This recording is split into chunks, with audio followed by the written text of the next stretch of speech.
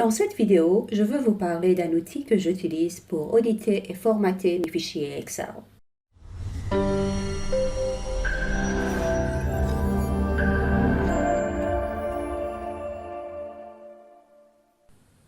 Bonjour tout le monde, moi c'est Hedie. Alors aujourd'hui je vais vous présenter un outil que j'utilise tous les jours. À chaque fois que j'ouvre un fichier Excel, j'ouvre ce fichier en même temps. Cet outil a été développé par Professor Edward Botmer.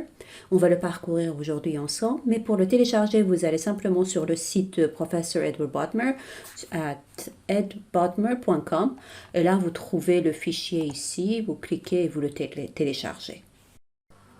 Alors, une fois téléchargé, on doit ouvrir les deux fichiers ensemble. Ça veut dire que vous ouvrez le fichier de Generic Macro, l'outil de Professor Edward Botmer.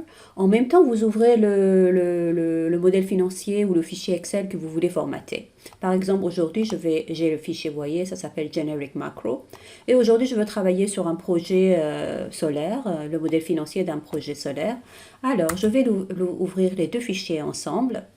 Et la première chose qu'on doit faire, c'est de venir sur le fichier Generic Macro et on va actualiser et on va juste actualiser voilà, ce bouton de Enable Content, Enable Macros. Une fois qu'on est sur le fichier Generic Macro, on va appuyer sur le bouton Implement Initialize. OK? Très bien. Alors là, c'est fait, ça c'est bon. Après, on revient sur notre fichier. Par exemple, vous voyez aujourd'hui, là, je suis sur cette feuille de calcul. Quand j'ai créé cette feuille, voilà, j'ai pas vraiment pris la tête de formater, mettre dans couleur et voilà, faire tout ça. Si je voulais faire à main, vous voyez, je devais venir ici, choisir la couleur que je voulais, voilà, changer tout ça. Ça, c'est par exemple, c'est pour le heading. Et faire tout ça à la main, ça prend du temps. Alors, ce que Professor Edward a fait dans cet outil, c'est de automatiser tout ça. Alors, vous venez sur cette feuille de calcul, par exemple, que je veux le formater, et vous appuyez sur Ctrl, Alt and C. Très bien. Une fois que vous appuyez sur ces trois boutons, vous voyez, il y aura cette fenêtre qui va s'ouvrir devant vous avec plein de possibilités. Alors, on va revoir tout ça ensemble, un par un, toutes les options que vous avez ici. OK. Sur la première colonne, on doit choisir l'option qu'on veut pour tout ce qui est entrée ou tout ce qui est hypothèse du modèle financier. Comme vous le savez bien, dans les standards de modélisation financière, on doit respecter il y a des choses à respecter, voilà. Et l'une des choses qui est très essentielle, c'est de séparer tout ce qui est hypothèse, tout ce qui est calcul et tout ce qui est présentation des résultats du modèle financier. Voilà. Alors, il ne faut jamais mixer ensemble. Tout doit être transparent. Les hypothèses doivent être séparées des calculs dans le modèle financier. Alors, la plupart du temps, on a des feuilles de calcul ou d'abord une seule feuille de calcul qui est dédiée aux hypothèses du modèle financier. Comme ça, l'utilisateur, quand il ouvre le modèle, il va directement dans les hypothèses. Il revoit toutes les hypothèses. Il peut faire toutes les modifications qu'il veut. Et après, il peut voir les résultats après avoir défini les hypothèses. Alors, c'est très bien d'avoir une code couleur dédiée à tout ce qui est hypothèse dans votre modèle financier, tout ce qui est en code dur, tout ce qui n'est pas calcul, mais qui est une entrée du modèle financier. Alors là, comme vous le voyez ici sur le colonne, sur le premier colonne à gauche, vous avez ces 9 options. Et en même temps, il y a aussi des options customisées que, voilà, on peut revoir dans une autre vidéo. Mais pour le moment, on peut choisir entre ces 9. Par exemple, là, je vais aller avec l'option numéro 2.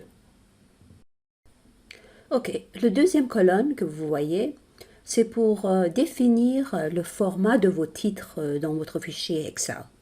Et comme j'ai dit pour les hypothèses, également, on a les options là qui sont affichées. Et vous pouvez choisir entre ces options. Ou il y a aussi l'option Flex que moi j'utilise la plupart du temps. Voilà, je regarde le logo de... Voilà, si je fais par exemple un modèle financier pour une société qui a un logo qui a des couleurs vert, jaune, je vais essayer de, voilà, un peu harmoniser les couleurs que j'utilise dans le modèle financier avec le logo de la société où je veux présenter le modèle pour.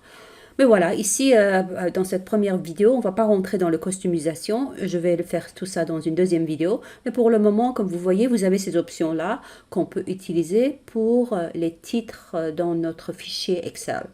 Là, je peux aller avec voilà, je vais prendre l'option 4 qui est un fond vert. Et après, les autres options, vous savez, dans les modèles financiers qui sont qui sont basés sur les meilleures pratiques du marché, euh, normalement, on a toujours une colonne qui est dédiée au sous-total de toutes les colonnes. Voilà. Par exemple, dans mes modèles, la plupart du temps, c'est la colonne H. Comme vous voyez ici, c'est bien nommé somme, c'est le sous-total de toutes les lignes. Et là, Aide nous donne l'option de formater ces cellules-là différemment. Voilà. Il y a ces options-là qu'on a. Par exemple, moi, je vais aller avec l'option 8, orange. Bon, on va voir ce que ça donne, mais on peut le modifier. On va prendre ça. Mais ce que j'adore et j'aime beaucoup et j'utilise beaucoup, c'est voilà, c'est la bordure. Il nous donne également des options pour customiser le bordure de ces cellules qui contient le sous-total. Et voilà, par exemple, vous voyez, il y a toutes ces options-là. Comme vous pouvez le faire manuellement sur Excel, là, vous le choisissez avec une clic. Je vais choisir ça. Et voilà, c'est fait comme ça. J'ai customisé toute cette colonne-là que je vous ai dit qui est dédiée à sous-total des autres colonnes va être formatée différemment et ça sera transparent et visible à l'œil. Dans nos modèles financiers, la plupart du temps, on a des indicateurs de 0 et 1, vrai ou faux, pour permettre plus de flexibilité dans les modèles financiers, pour pouvoir changer tout ce qui est hypothèse de timing et voilà, que tout ça change automatiquement dans le modèle. Et on crée des indicateurs de 0 et 1, vrai ou faux, et voilà. Et tout ça, et des fois, je pense que c'est très utile de les formater différemment pour que visuellement, quand vous regardez la feuille de calcul, vous voyez que voilà, là c'est 0 et là c'est 1, ça veut dire que là c'est vrai, là c'est faux. Voilà, visuellement, c'est bien de les colorier différemment. Et comme vous le voyez ici, sur cette colonne-là, Aide nous donne ces options. Vous avez toutes ces options, les 5 options et une option flex. Mais voilà, dans les options qui ont été prédéfinies, on peut choisir. Par exemple, je vais aller avec l'option 2. Voilà, tout simplement. Ok, on va vite parcourir les deux autres options que je veux vous montrer aujourd'hui. L'autre option, c'est quand vous importez une ligne de calcul d'une autre feuille, et vous voulez l'utiliser dans votre feuille, des fois les auditeurs demandent de le colorer différemment. Voilà, par exemple ici, on a ces options-là et ces 5 options de les colorer par exemple en vert, en rouge, en bleu. Je vais aller avec l'option vert. Et dernière option que je vais vous montrer aujourd'hui, c'est de colorer l'entête des feuilles de calcul. La plupart du temps, dans les modèles financiers, comme ici vous le voyez sur cette feuille de calcul, les 6 premières lignes de ma feuille de calcul sont exactement les mêmes. Vous dites, il y a la date de début, la date de fin, ça c'est pour montrer que ça c'est phase de développement, ça c'est phase de construction, et là c'est l'indicateur des erreurs qui a, by the way, il y a une erreur dans le modèle. Voilà, tout ça c'est exactement le même dans toutes mes feuilles de calcul. Voilà. Et là, on a cette option de les formater différemment. Par exemple, ici, je vais choisir l'option 3 et je vais m'assurer que cette checkbox est bien check. Voilà, et là, j'utilise, comme je dis, j'ai modifié, j'ai mis 6, alors que les 6 premières lignes vont être colorées en vert. Après que j'ai modifié tous mes entrées, ici, je vais regarder, je vais revérifier que tout est bien en place. Et après, je vais lancer le bouton rouge qui est à droite, en haut de cette fenêtre. Et après, ce qu'il va faire, il va regarder, il va formater toute de la feuille de calcul à partir de ce que nous, on a défini, ce que nous, on a donné. Comme vous le voyez ici, c'est exactement ce que j'avais demandé, d'avoir cette colonne H, tout ce qui est sur la colonne H, et qui est une calcul, qui soit en orange, avec des bordures comme je l'ai défini. L'entête, comme vous le voyez, tout ce qui est titre, pardon, on va revenir, tout ce qui est titre, comme vous le voyez, c'est aussi toutes les titres qui sont sur la colonne A. Ça aussi, c'est identifié. Et une fois qu'on l'a défini, il faut répéter la même chose, taper sur CTRL, ALT et C. Et comme ça, on revoit la même fenêtre. Et après, on revérifie que tout est bien mis en place. Et après, on relance le bouton et on doit faire ça sur chaque feuille de calcul qu'on a dans notre modèle.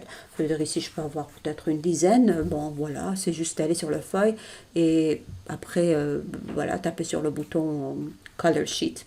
Et c'est tout. Et je vais vous montrer aussi pour les hypothèses parce que comme vous le savez, dans les modèles qui sont basés sur les meilleures pratiques du marché, dans les modélisations financières, c'est recommandé que vous séparez tout ce qui est hypothèse de tout ce qui est calcul et tout ce qui est résultat. Alors la plupart du temps, on a des feuilles de calcul qui sont dédiées juste pour les hypothèses. Par exemple, ici j'en ai 2 hypothèses, 2 feuilles de calcul ou même peut-être 3 pour les hypothèses. Et je viens ici et je fais exactement la même chose, CTRL ALT et C. Et ici, comme j'ai dit, j'ai défini que je veux avoir 7 codes couleurs pour tout ce qui est code dur, tout ce qui est hypothèse dans le modèle. J'ai pas ça parce que c'est pas une feuille de calcul, j'ai pas cette colonne de sous-total. J'ai pas de conditional formatting, j'ai pas des indicateurs 0,1 vrai ou faux. Et voilà. Et l'entête, je pense que c'est pas 6 lignes, mais ça doit être peut-être 3 lignes. Alors ça, je vais le réduire à 3. Les autres choses exactement la même. Et je vais appuyer sur le bouton Color Sheet. Et comme ça, il va définir tous les codes couleurs, tout ce qui est en code dur, tout ce qui est hypothèse. Dans le modèle, il va l'identifier, il va le formater comme je l'ai défini, comme vous le voyez ici. Ça, c'est clair. Et après, je dois venir sur une feuille séparée dans le modèle. Je dois identifier toutes les codes couleurs que j'ai définis. Par exemple, ici, on a, comme vous le voyez ici, c'est ce que j'ai défini pour les codes couleurs. Je vais venir et sur cette feuille, je vais dire exactement, il faut communiquer avec vos utilisateurs, il faut leur dire exactement comment utiliser cet outil. Et voilà, il faut définir tous les codes couleurs. Et avec cet outil que je vous ai montré aujourd'hui, c'est vraiment facile à faire. Alors, on n'a plus d'excuses à dire que ouais, c'est difficile, ouais, j'ai pas eu le temps ou quoi que ce soit. C'est vraiment avec plusieurs clics et vous aurez une modèle qui sera bien formaté visuellement, qui est meilleur et qui soit vraiment mieux pour les utilisateurs et pour vous-même parce que c'est un modèle financier, c'est pas quelque chose qu'on utilise une fois et on laisse. Et la plupart du temps, c'est un outil qui est avec nous pendant toute la durée d'un projet et d'une évaluation d'un projet. Voilà, merci beaucoup. Alors comme je vous ai dit, si vous êtes intéressé, dites-moi et je vais vous montrer dans des autres vidéos comment customiser, comment modifier, comment utiliser cet outil. Merci beaucoup.